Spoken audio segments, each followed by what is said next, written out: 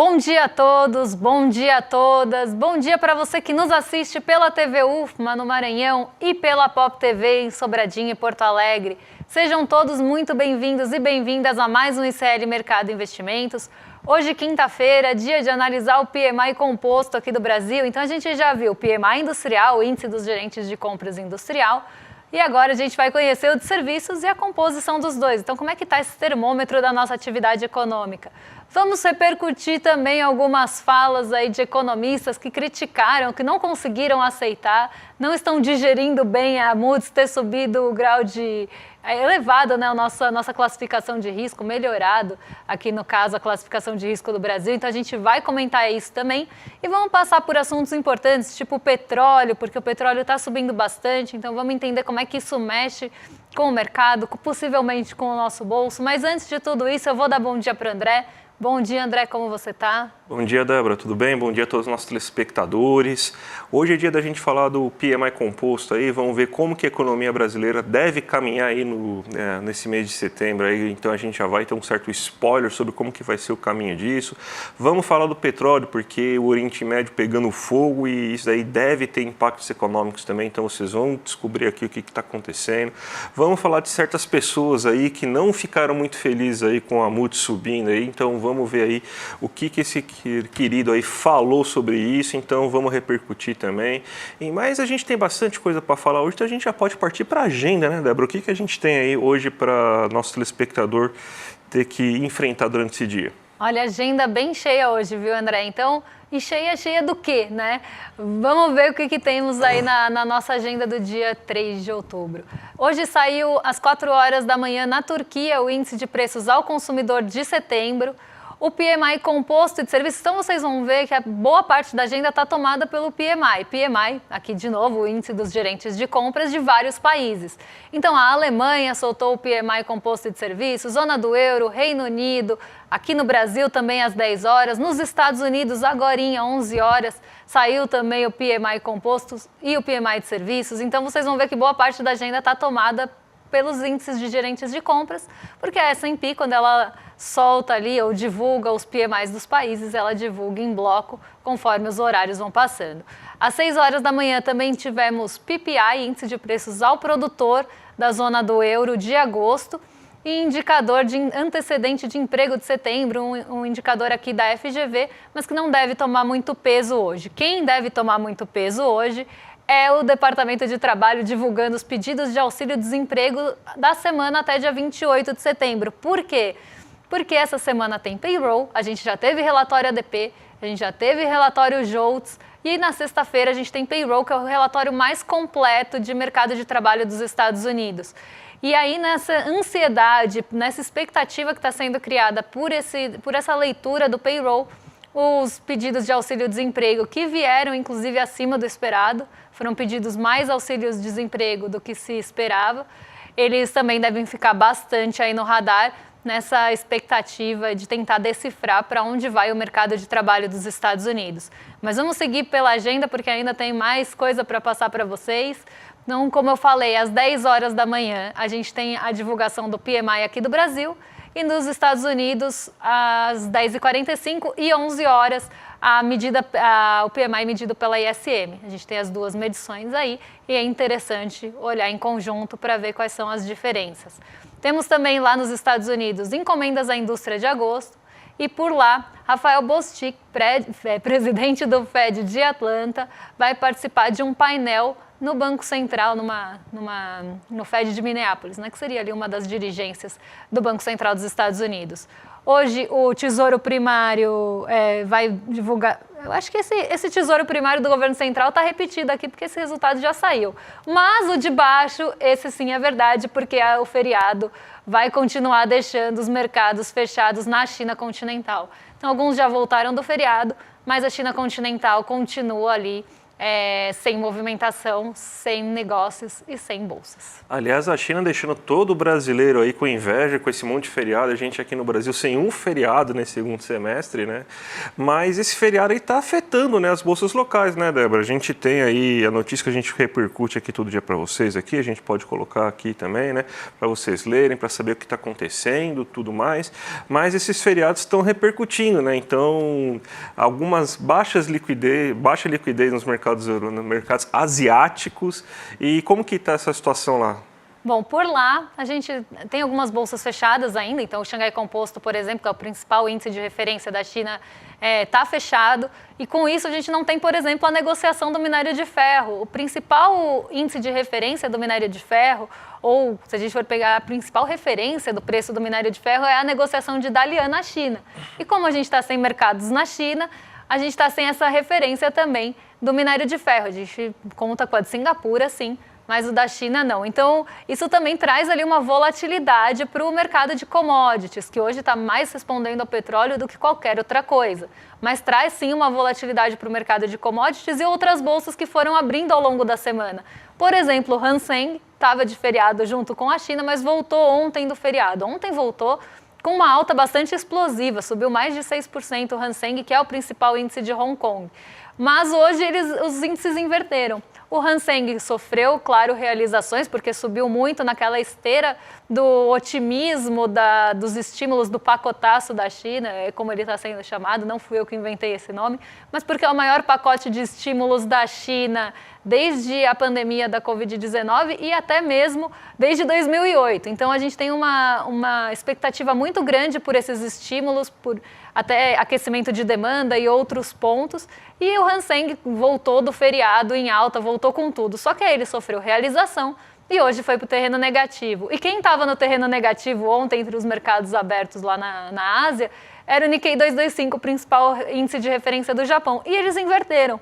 O Hang Seng foi para o terreno negativo e o Nikkei 225 conseguiu se firmar no positivo hoje. Vou colocar aqui na tela. Não subiu tanto quanto caiu, mas o Nikkei 225 subiu 1,97 hoje, conseguiu aí sustentar uma alta até bastante grande, né? Porque a gente está falando de uma alta moderada aqui, falando de 1,97. Foi uma alta até robusta. E por que que o Nikkei 225 teve esse movimento tão contrário ao de ontem? Justamente pelo mesmo motivo, só que pelo mesmo motivo ao contrário. Então vamos lá. O iene, que ontem tinha se valorizado muito frente ao dólar, por expectativas de movimentação na taxa de juros do Japão, hoje ele se desvalorizou. E por que que ele se desvalorizou? Porque começaram a afastar essa possibilidade de aumento dos juros no Japão, pelo menos por agora. Tanto o ministro da Economia como ali o primeiro-ministro japonês foram a público e falaram que eles vão realmente analisar mais os dados daqui para frente, que isso não está dado, que não tem um vislumbre de um aumento tão próximo. E aí essas expectativas de alta nos juros altos juros japoneses caíram e o iene voltou ali a enfraquecer, porque sai recurso que pretendia especular com taxa. Falar que as pessoas vão especular com taxa de juros japonesa é um pouco complicado. Mas sai recurso, inclusive, para buscar ganho nas treasuries que estão em alta nesse momento. E aí a gente tem esse movimento de desvalorização do iene e valorização do dólar. E esse movimento favorece as exportadoras, que são a maior parte da bolsa japonesa. Então hoje, exatamente pelo mesmo motivo que o Nikkei 225 caiu ontem, ele subiu hoje, porque foi exatamente o mesmo movimento contrário. Vamos aqui para o Brasil aí, porque o assunto do dia de ontem foi a nota da Moody's, né, que o Brasil ele conseguiu melhorar a sua avaliação segundo a agência de rating, né, e pegou muito economista aqui de surpresa, né, principalmente os economistas mais liberais, e aí a gente tem um dos grandes porta-vozes aí dessa economia liberal, né? Professor do FGV, é o cara que vai falar em todos os boletins macroeconômicos da FGV, então tem colunas semanais aí em Folha e Estadão, e sempre que alguém precisa falar mal do governo, tá lá o nosso querido amigo Samuel Pessoa para falar sobre isso. E ele fala que daqui a 2, 3 anos, se o governo não fizer nada, a Moody's vai ter que rebaixar o Brasil novamente. Então, o que esse ganho aí é ilusório. Aí ele vai lá na coluna dele e fala que o que aconteceu é reflexo aí das reformas que aconteceram nos governos passados, reforma trabalhista, austeridade fiscal que começa em 2015, ignorando o fato que essa austeridade fiscal levou o Brasil a 2 anos de recessão e deixou o Brasil subindo em L, que a gente chama, né? Porque depois de cair quase que não subiu a economia, até você ter gastos econômicos mais robustos aí. Então, ele vai lá e insiste aí nessa situação de que o receituário aí que fez o Brasil ficar desde 2015 até 2021, pelo menos, porque 2022, ano eleitoral, você teve gastos aí para tentar ganhar a eleição, mas mesmo assim esses gastos fizeram com que a economia voltasse a girar, né? Ele esquece simplesmente do fato que durante esse tempo a nota da Moody's ficou caindo, seguindo o receituário que ele acredita. E a partir desse momento aí que você teve um certo gasto fiscal a partir de 2022, 2023 aí com a equipe de transição e agora em 2024 ainda com um gasto fiscal um pouco mais elevado, coisa que não deve ocorrer nos próximos anos, você teve uma melhora econômica. A economia começou a crescer acima do esperado, investimento voltou, indústria voltou, serviços muito aquecidos, comércio muito aquecido e parece aí que para ele nunca tá bom, porque aí ele vai lá, não, a dívida está em trajetória explosiva, né? Isso aí eu ouço desde que eu estou na faculdade, tá, gente? Então eu entrei na faculdade em 2008, então a dívida está nessa trajetória explosiva desde 2008 e é a pior bomba do mundo que nunca explode, né? Porque essa trajetória explosiva aí nunca estourou aí, mas sempre é usada aí como desculpa. Eu não consigo entender algumas coisas, por exemplo, a Moody's é uma agência de mercado. Então ela está premiando o que ele está acreditando ser uma boa atuação de mercado, uma boa atuação liberal. A Moody's não subiria o crédito do Brasil se você tivesse aí o Haddad fazendo um governo mais heterodoxo, mesmo crescendo na economia e tudo mais. Se o Haddad tivesse medidas mais heterodoxas, ele não iria premiar o Haddad com isso, ia falar que ia rebaixar, inclusive. Então, o que aconteceu é que o mercado mundial está vendo o Haddad como um bom liberal. Inclusive, a gente critica tanto o Haddad aqui no ICL, nesse programa, a gente fala, né, a gente faz críticas muito fortes ao Haddad até, justamente pelo fato que a gente acha que a condução econômica do Haddad, principalmente na questão fiscal, é excessivamente liberal. Mas aqui no Brasil, não sei o que acontece, o pessoal comenta mais com o fígado, mais com a sua ideologia, mais de ser técnico, vai lá e não consegue enxergar no Haddad ser liberal. Não existe um motivo para o mercado ficar bravo com o Haddad, porque ele está seguindo boa parte do receituário liberal, só que ele está pensando um pouquinho nas pessoas mais pobres. Só um pouquinho. E isso aí já deixa esse mercado aí, aqui no Brasil, completamente perdido, completamente nervoso. Então, não faz sentido. Então, o que aconteceu foi que o Haddad ganhou um prêmio, essa nota aí de rating de crédito, é um prêmio pelo Haddad ser um economista liberal e mesmo assim conseguir um certo crescimento econômico, mas a gente não consegue, mas aqui no Brasil o pessoal teima em falar que o Haddad ele é um gastador, um governo gastador e tudo mais aí. Não faz sentido nenhum, né, Débora? Não, e eu vi um show de horrores. De ontem para hoje eu comecei a monitorar, né? Na verdade, desde que saiu essa revisão da Moody's, eu comecei a monitorar as notícias que tem ali qualquer vínculo, qualquer ligação com a Moody's. E aí eu comecei a ver as notícias sobre isso. E eu achei um show de horrores. Eu achei gente falando que a Moody's subiu a nota de rating, né, o rating do Brasil, ou a nota de crédito, que senão fica muito redundante. Subiu o rating do Brasil por conta dos governos anteriores, eu cheguei a ver isso. Teve uma das colunas que eu vi, a Moody's fez o L. Essa, para mim, foi a pior de todas, porque falou que a Moody's... Esse termo eu achei em 2 manchetes, não foi em uma só. Que a Moody's está premiando o Brasil por trazer risco fiscal, por ter ali um fiscal bagunçado.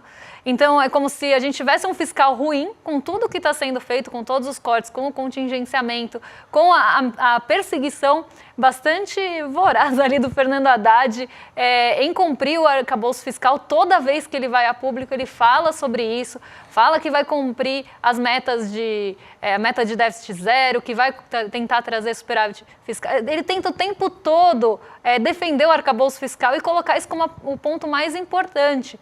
E as pessoas, né, de noticiários, de outros veículos de mídia, estão colocando como se a Moody's estivesse premiando uma má condução fiscal. E eu queria saber que má condução fiscal é essa, que risco fiscal é esse tão grande, né? Que show da Xuxa é esse? Que risco fiscal tão grande é esse que o mercado enxerga que a Moody's não está enxergando?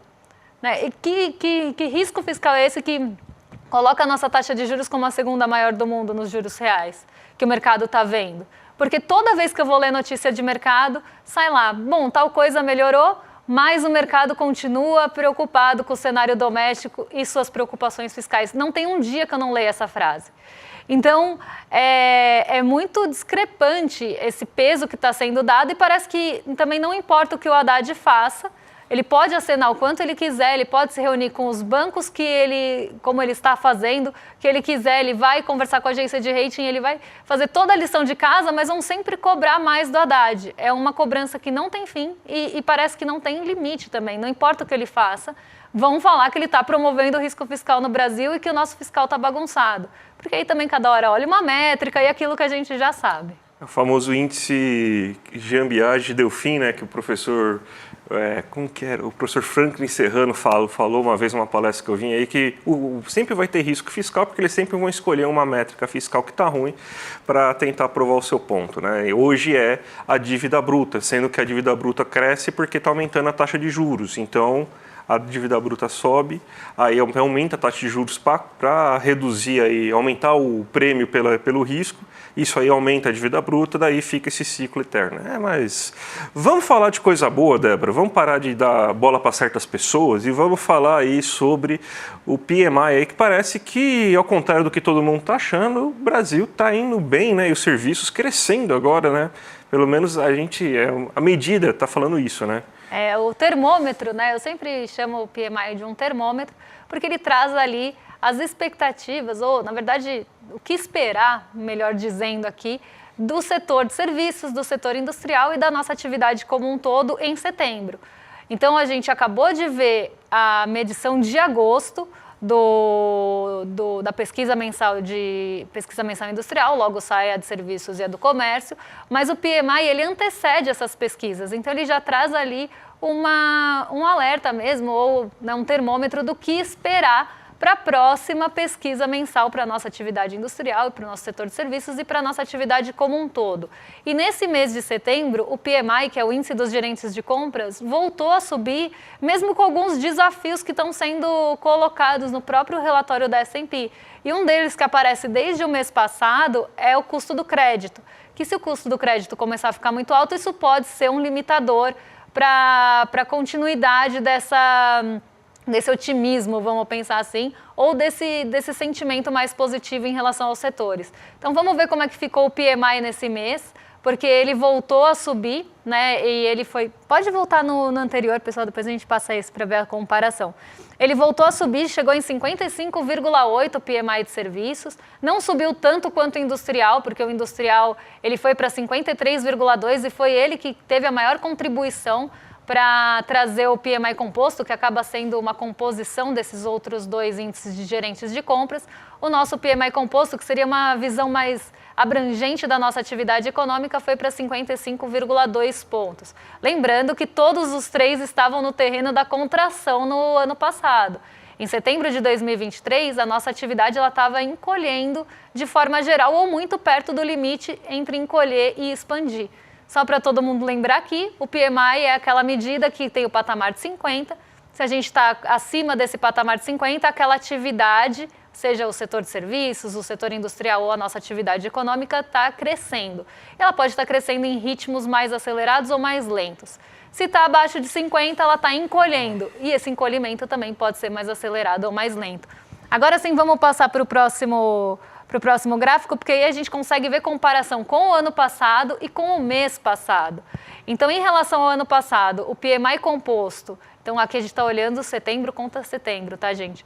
O PMI composto subiu 6,20 pontos percentuais, o industrial 4,20 e o de serviços 7,10. Então, a gente tem uma aceleração bem grande nesse último ano do PMI, né, e da nossa atividade, consequentemente, pelo menos desse termômetro que mede essa aceleração ou não da nossa atividade. E no mês também, uma alta bastante grande aí, no PMI composto, que subiu 2,30%, no industrial, que foi realmente quem puxou o PMI composto para cima, com uma alta de 2,80%, e um PMI de serviço 1,60 ponto percentual. Então aqui a gente vê não só uma melhora em relação ao ano passado, mas uma melhora em relação ao mês passado também. Mas é isso, parece que nenhum termômetro, parece que... E até fiquei pensando nisso enquanto eu estava lendo a manchete. O Samuel Pessoa é do IBRE-FGV. Eu acho que ele não leu os próprios relatórios do IBRE-FGV, que mostram ali que tem uma melhor confiança, principalmente na indústria, com uma melhor qualidade. E a gente está falando da GV, gente, a gente não está falando de nenhum órgão... Unicamp. Não é um órgão super ortodoxo que está olhando para esses pontos. E aqui a gente está falando da S&P Global, que além de tudo é estadunidense, né? Então, assim, a gente está falando da S&P Global olhando para a economia brasileira, fazendo ali a pesquisa que tem que fazer com os agentes que respondem, mas colocando ali na parte industrial os bens de capital como uma possível puxada para cima da nossa economia. Então, eu não consigo entender esse pessimismo todo que o mercado está vendo em relação ao Brasil. Que a gente sabe de onde vem esse pessimismo, é má vontade mesmo, é sempre... A gente já... Faz tempo que a gente está nisso, a gente sabe que é... Perdão, gente. Que é completa má vontade. Vamos falar agora do petróleo, né, que é o assunto do dia, né?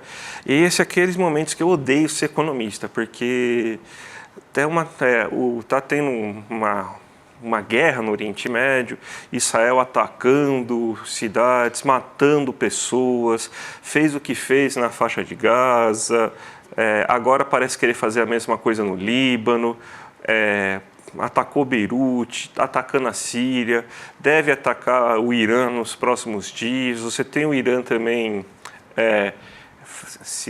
respondendo esses ataques, então gente morrendo, gente saindo das suas casas, refugiados, toda uma tragédia completa, mas a gente está aqui para falar aí do impacto econômico que o preço do petróleo vai aumentar e talvez a gasolina fique mais cara aí para você, né? Então você vai pagar o pato, vamos dizer assim, né? Um aumento de gasolina, mas enquanto isso tem gente morrendo, né? Mas vamos falar a parte econômica dessa questão, né? A gente ressaltando, né? Então, que é a nossa função. Você tem, então, um aumento dessas tensões e o Irã é um dos principais produtores de petróleo. Se você tiver uma guerra realmente com o Irã envolvido, você vai ter aí, muito provavelmente, queda aí na produção de petróleo, talvez, inclusive, parem de comprar petróleo do Irã. Então, você tem uma redução considerável da oferta de petróleo que pode acontecer aí se essa guerra realmente escalar e o Irã acabar entrando aí num conflito direto com Israel. Então, você tem que o preço do petróleo vai subir e está subindo já, como reflexo disso. A gente vê aí que tá cada vez aí mais incendiária a situação naquele lugar lá, no Oriente Médio, e isso aí provavelmente aí tem essas tensões e provavelmente a gente veja aí o mercado de petróleo ficando cada vez aí com mais preocupações e aumentando o preço, né, Débora? Exatamente. Eu tenho muitas ressalvas quando eu vou falar de preço de petróleo em decorrência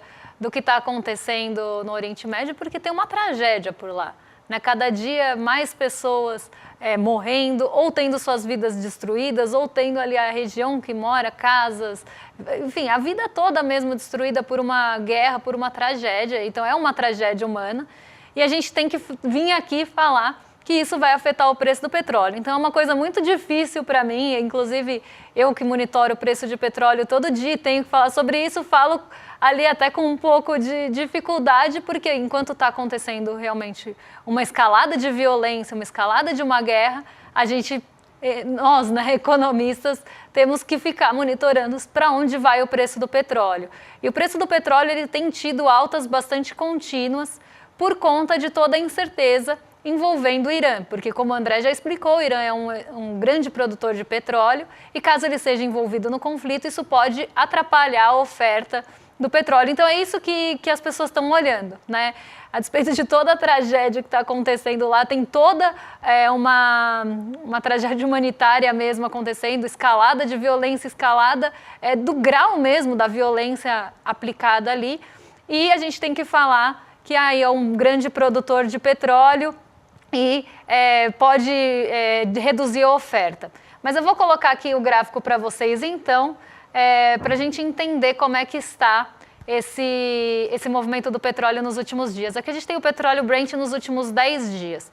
Ele vinha até numa inconstância, com uma volatilidade bastante grande, né? A volatilidade do petróleo no ano está em quase 30%, então ele tem oscilado muito.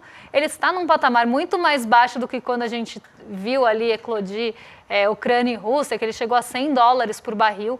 Hoje o barril de petróleo está sendo cotado a $76 por barril, mas ele vinha até num declínio.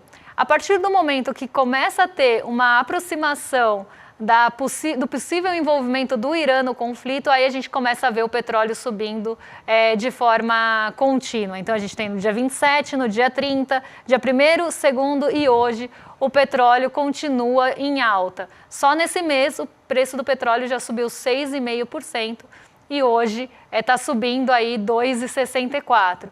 E aqui um ponto importante, né? O petróleo, inclusive, abriu o dia com uma alta muito maior. Essa alta ela foi sendo mitigada ao longo do dia. E a gente tem as duas questões, né? A China estimulando a economia, já se espera uma demanda maior por petróleo. Então, uma das incertezas que estavam jogando o petróleo lá para baixo eram incertezas em relação à economia chinesa e à economia dos Estados Unidos. Tendo estímulos na China, a demanda por petróleo, pelo menos a demanda esperada por petróleo na China já começa a subir. E aí começa o lado da oferta a ser olhado também. Então, se a gente vai ter o envolvimento de outros países no Oriente Médio, como é que isso vai afetar o preço do petróleo? Então, esse é um ponto que já está sendo olhado. E o outro a OPEP vai ou não aumentar, a OPEP, Organização dos Países Exportadores de Petróleo, o cartel que a gente conhece ali do petróleo, vai ou não aumentar a produção. Então, lembrando que boa parte da OPEP também está no Oriente Médio. Mas essa OPEP, ela vai ou não aumentar a produção de petróleo, em relação, se a gente tiver algum comprometimento da oferta.